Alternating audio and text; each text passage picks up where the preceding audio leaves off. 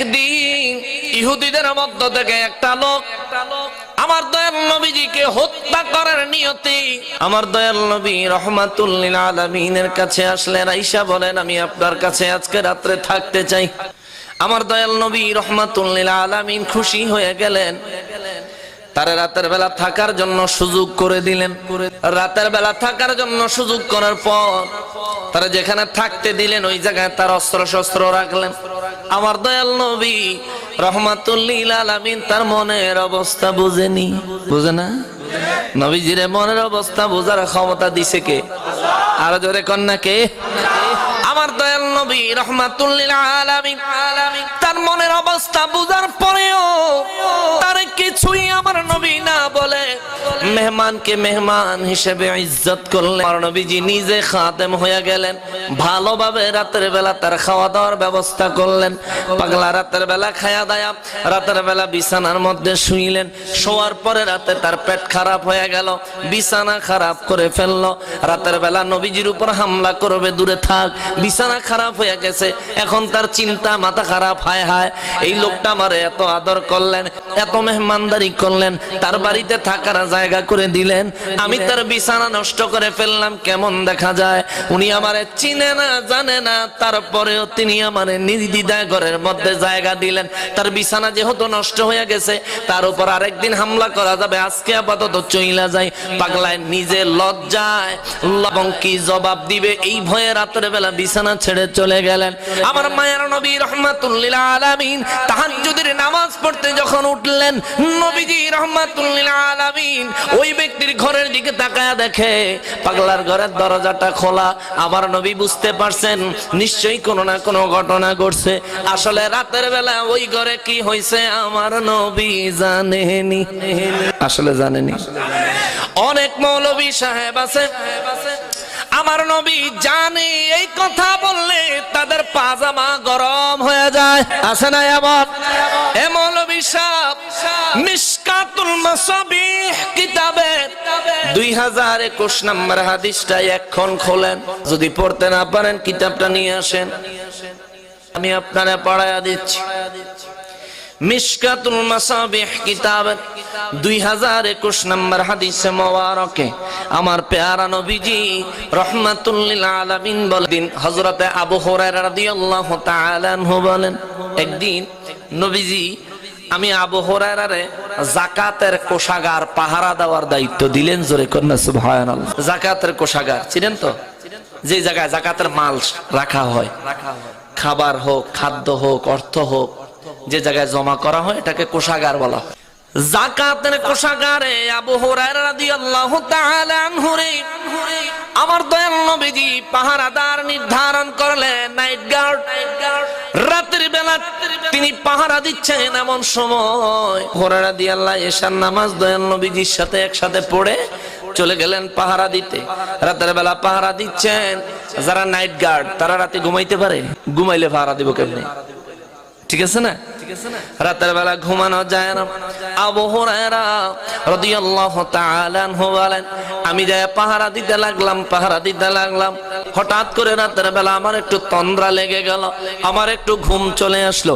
আবু হুরায়রা রাদিয়াল্লাহু তাআলা আনহু বলেন, মিশকাতুল মাসাবিহ কিতাবের 2021 নম্বর হাদিস মোবারক থেকে বলছি, হাদিসের নাম্বার দিয়া দিছি, তারপরেও কিছু ফিতনাবাজের চোখে ঘুম আসতো না, আছে না এরকম? তারপরে কিছু ফিতনাবাজের চোখে ঘুম আসতো না। প্রথম হাদিস হচ্ছে হযরতে আবু হুরায়রা রাদিয়াল্লাহু তাআলা আনহু থেকে হাদিস, গুনিয়াতুত তালিবিন কিতাবের 427 পৃষ্ঠা উর্দু ছাপা। এই কিতাবের মধ্যে হযরতে আবু হুরায়রা রাদিয়াল্লাহু তাআলা আনহু বলেছেন, ও জগতের ঈমানদারেরা রে, রাহমাতুল লিল আলামিন বলেছেন,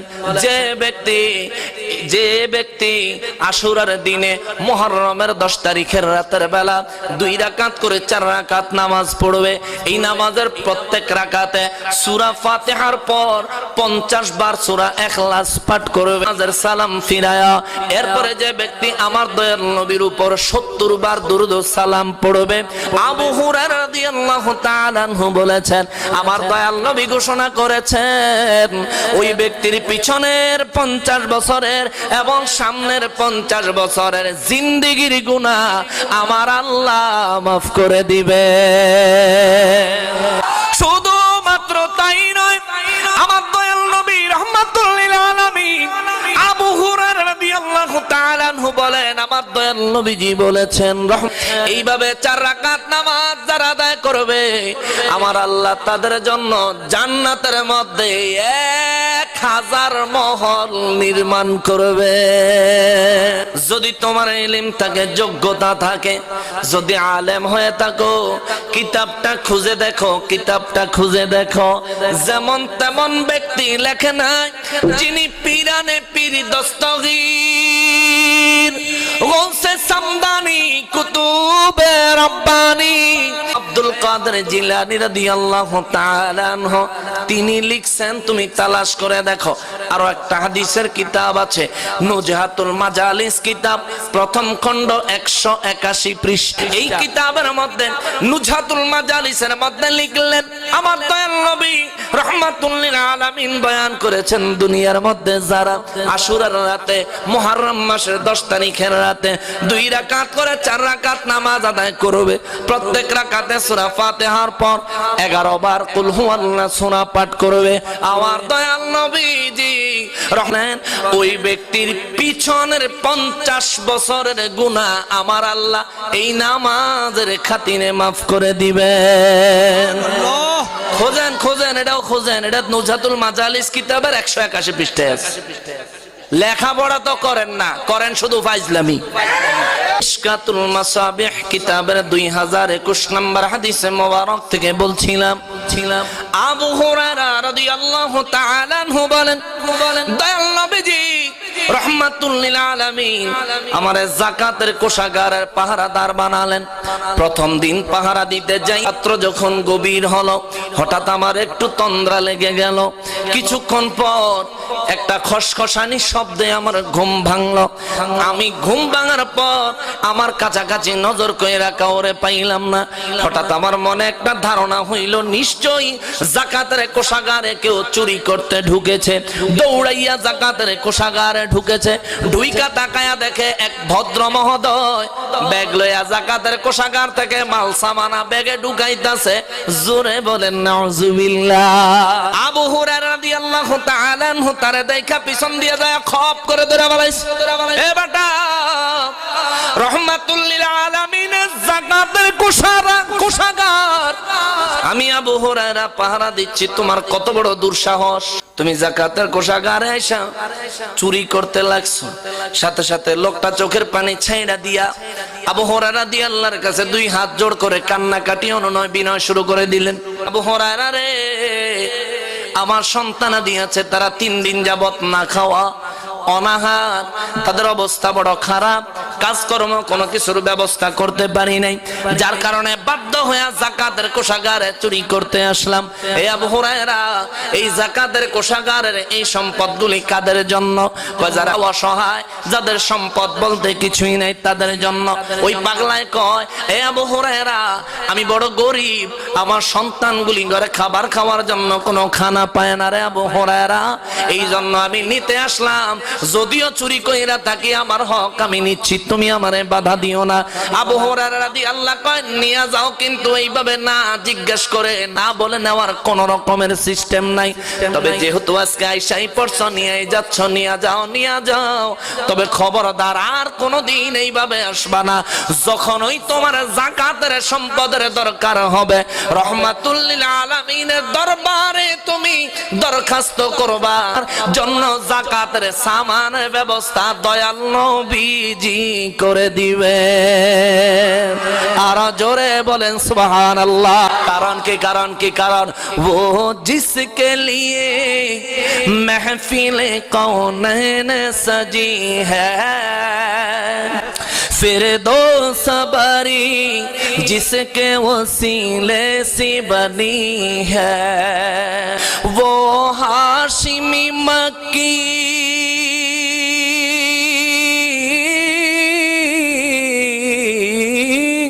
वो हाशिमी मक्की मदनी उल अरबी है वो मेरा नबी मेरा नबी मेरा नबी है वो मेरा नबी मेरा नबी मेरा नबी है मरहबा बंधुरा रे আমার বাবাজিরা রে ওই প্যারা নবীজি রহমাতুল লিল আলামিনের সাহাবী হযরত আবু হুরায়রা রাদিয়াল্লাহু তাআলা আনহুর হাদিস মোবারক বলছি মাসাবিহ কিতাবের 2021 নম্বর হাদিস এই হাদিসে মোবারকে আবু হুরায়রা রাদিয়াল্লাহু তাআলা আনহু তারে কয় খবরদার আর কখনো চুরি করতে আসবা না রহমাতুল লিল আলামিনের দরবারে আরজি করবা তোমার অভাব পূরণ করে দেওয়ার যথেষ্ট ব্যবস্থা এই পাগলায় কয় ঠিক আছে আর কোনদিন আসবো না আজকে ছাইরা দাও আবু হুরায়রা রাদিয়াল্লাহু ছাইরা দিলেন ছাইরা দেওয়ার পর তিনি চলে গেলেন আবু হুরায়রা ফজরের নামাজের যখন সময় হলেন ফজরের নামাজ আদায় করার জন্য আমার দয়াল নবী রহমাতুল লিল আলামিনের পিছনে ইক্তেদা করবেন এই জন্য আমার নবীজির সাহাবী তিনি চলে গেলেন নামাজে তিনি বলেন আমি যে সুন্নাত নামাজ আদায় করলাম এরপরে আমার দয়াল নবী রহমাতুল লিল আলামিন মসজিদে নববী শরীফের মধ্যে নবীজি তাশরীফ আনলেন নবী আমার ফজরের নামাজের ইমামতি করলেন আবু হুরায়রা রাদিয়াল্লাহু বলেন আমিও নবীর পিছনে ইক্তেদা করলাম আমার ইচ্ছা ছিল আমার আশা ছিল নামাজ শেষ হবে তারপরে আমি আমার দয়ার নবীর খেদমতে আরজ করব ইয়া রাসূলুল্লাহ গতরা যাকাতের কোষাগার পাহারা দিতে যাইয়া গো নবীজি ওখানে একটা চোর ধরা পড়েছে আমি ভাবছিলাম গোটা ঘটনাটা নবীজিকে খুলে বলবো কিন্তু আশ্চর্যের বিষয় এই ফজরের নামাজের ফরজ নামাজের ইমামতিতে আমার দয়াল নবীজি সালামটা ফিরায়া আমাদের দিকে ঘুইরা আমি আবু হুরায়রা রে নবীজি জিজ্ঞেস করে আবু হুরায়রা রে তোমার চোরের খবর কি আরো জোরে কন্যা মিয়া সুবহানাল্লাহ আবু হুরায়রা রাদিয়াল্লাহু যখন যাকাতের কোষাগার পাহারা দেয় আর নবী তখন হুজরা মোবারকে ওই দয়াল নবীজি রহমাতুল লিল আলামিন কয় আবু হুরায়রা তোমার চোরের খবর কি আবু হুরায়রা রাদিয়াল্লাহু কয় আমি হতভম্ব হয়ে গেলাম যেই কথা আমি নবীজিরে বলবো নবী উল্টা ওই কথা আমারে জিজ্ঞেস করতেছেন সুবহানাল্লাহ আবু হুরায়রা রাদিয়াল্লাহু তাআলা আনহু বলেন ইয়া রাসূলুল্লাহ ওগো দয়াল নবীজি যেই নবী চোরের খবর জানে চোরের লাস্ট খবর কি এখন কোথায় আছে এই খবর সেই নবী জানে আবার দয়াল নবী কয় আবু হুরায়রা রে তারপরেও তুমি বলো সাহাবীরা শোনো আবু হুরায়রা রাদিয়াল্লাহু কয় ইয়া রাসূলুল্লাহ রাতের বেলায় যাকাতের কোষাগার পাহারা দিতে যাইয়া আমি আবু হুরায়রার চোখে একটু তন্দ্রা লেগে গেল গো নবীজি ও দয়াল নবীজি আমি আমার তন্দ্রা লাগার পর হঠাৎ করে শব্দ পাই আমি যাকাতের কোষাগারে গিয়ে দেখি একজন চুরি করতেছে আমার নবী কয় এটার হাকিকত কি সে কোথায় আবু হুরায়রা রাদিয়াল্লাহু কয় নবী গো আমি তো তারে ছাইরা দিছি সুবহানাল্লাহ কর আমার নবী বলেন আবু হুরায়রা রে কেন ছেড়ে দিলি আবু হুরায়রা রাদিয়াল্লাহু তাআলা আনহু বলেন নবী গো ওগো ছেড়ে দিয়েছি তার কারণ হলো সে আমার সাথে ওয়াদা করছে সে আর জীবনে কোনোদিন আসবে না চুরি করার জন্য আমার নবী কয় আবু হুরায়রা এটা ইন্টারন্যাশনাল মিথ্যুক এটা কালকে রাতে আবার আসবো জোরে কন্না সুবহানাল্লাহ দেখেন আমার নবীজির কাছে অতীত এবং ভবিষ্যতের খবর আছে জোরে কন্না সুবহানাল্লাহ এই রাইতে চোর আসছে এই খবর নবীর কাছে আছে না নাই আবার পরের রাত্রে চোর আসবো এই খবরও নবীর কাছে দিয়া রাখছে কে এরপর কিছু মৌলবী সাহেব নবী আলমে গায়েব জানে না কিছু জানে না কিছু জানে না তো নবীজন কিছু জানে না তুই জানলি কেমনে রে চোর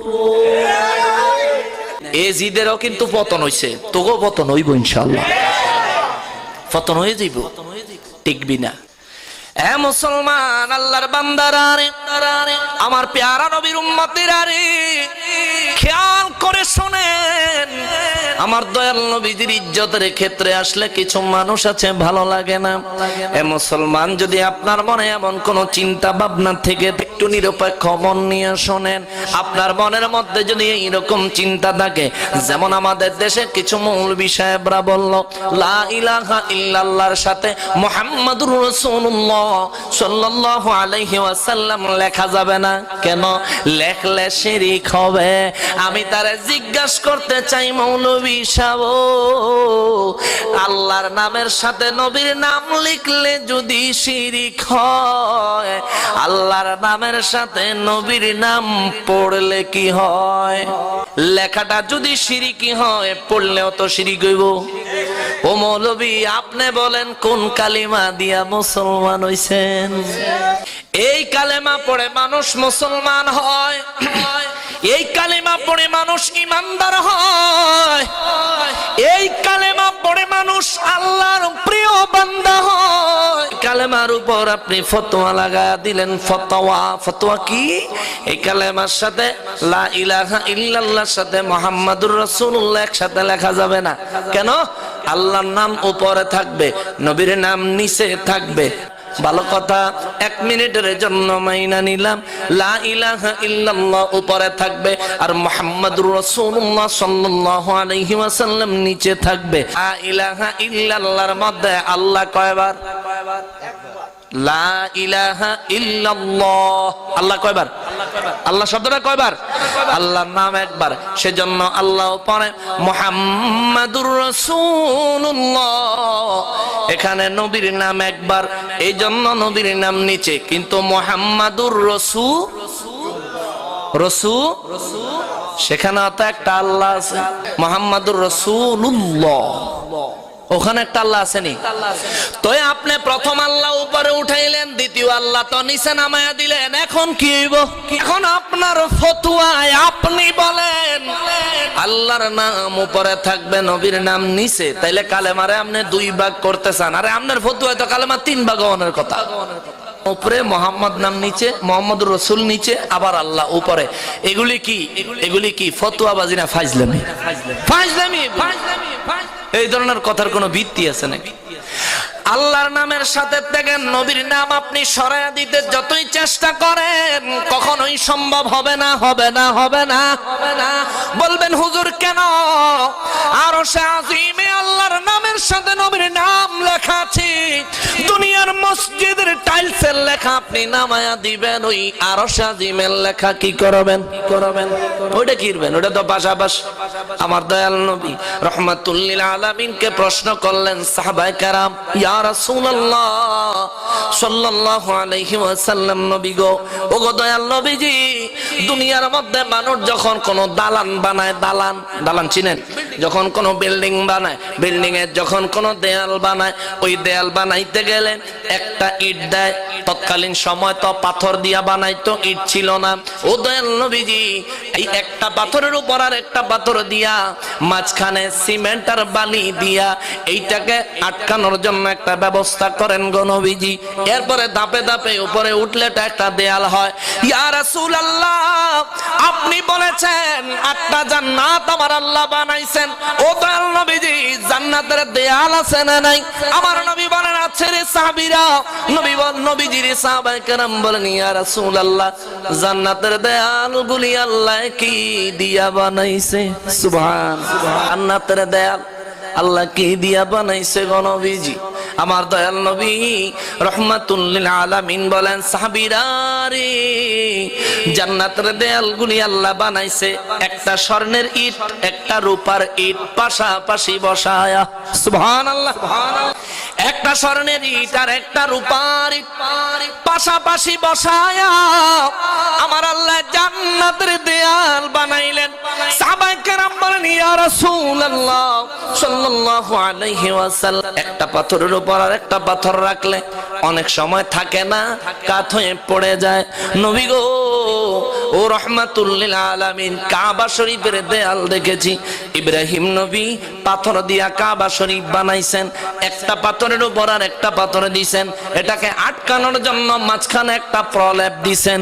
ইয়া রাসূলুল্লাহ সাল্লাল্লাহু আলাইহি ওয়াসাল্লাম, সাল্লাল্লাহু আলাইহি ওয়াসাল্লাম, মক্কা মুআজ্জমায় মদিনা মুনাওয়ারায় যাদের বাড়ি দালান আছে তাদের দেয়ালগুলি করার জন্য একটা পাথরের উপর আর একটা পাথর দেওয়ার সময় মাঝখানে একটা প্রলেপ দেয়। ওই প্রলেপটা দুইটা পাথরকে একসাথে আঁকড়াইয়া ধরে রাখে, কারণ দেয়াল ধাক্কাইলেও পড়ে না।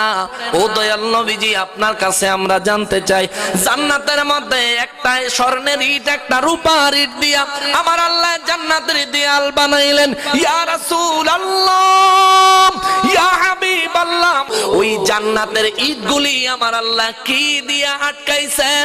আমার নবী মুস্কি হাসি দিয়া কয়, সাহাবীরা রে, জান্নাতের একটা ইটে আমার আল্লাহর নাম, আর একটা ইটে আমি নবীর নাম। জোরে কন্যা সুবহানাল্লাহ। একটা ইটে আমার আল্লাহর নাম, আর একটা ইটে আমি নবীজির নাম। আমাদের দুইজনের নাম মোবারক। আল্লাহ দুই ইটে লাগায়া দেওয়ার কারণে একটা ইট আর একটা ইটকে নিজেরাই নিজেদেরকে আঁকড়াইয়া ধরে রেখেছে। তাইলে জান্নাতের দেয়ালের ইটের থেকে নবীর নাম আল্লাহর নামের পাশের থেকে কিভাবে সরাইবেন? কেমনি সরাইবেন? কোন কৌশল আছে? কালেমার থেকে নবীর নামের সাথে আল্লাহর নাম রাখবেন না, আল্লাহর নামের সাথে নবীর নাম রাখবেন না, সরাইয়া দিবেন। মানলাম। আজানে যে আল্লাহর নাম নবীর নাম একসাথে, ওইখানে কি করবেন? হ্যাঁ, আশহাদু আন্না মুহাম্মাদার রাসূলুল্লাহ সাল্লাল্লাহু আলাইহি ওয়াসাল্লাম আছে না নাই? কতক্ষণ আছে না নাই? এখন তো নবীর নাম আগে, আল্লাহর নাম পরে। এ মৌলবী, এখানে নবীর নাম আগে, আল্লাহর নাম পরে। আশহাদু আন্না মুহাম্মাদার রাসূলুল্লাহ, তো মুহাম্মদুর রাসূল আগে, আল্লাহ পরে। এই সিস্টেম দিছে কে? জোরে কোন কে? আল্লাহর কোনো অসুবিধা নাই, মোল্লার কোনো গুম নাই। আরে কিরে অবস্থা! আল্লাহর মানতে সমস্যা নাই, মৌলবীর আহারে চোখে ঘুম নাই, পায়জামা গরম, অবস্থা সরম।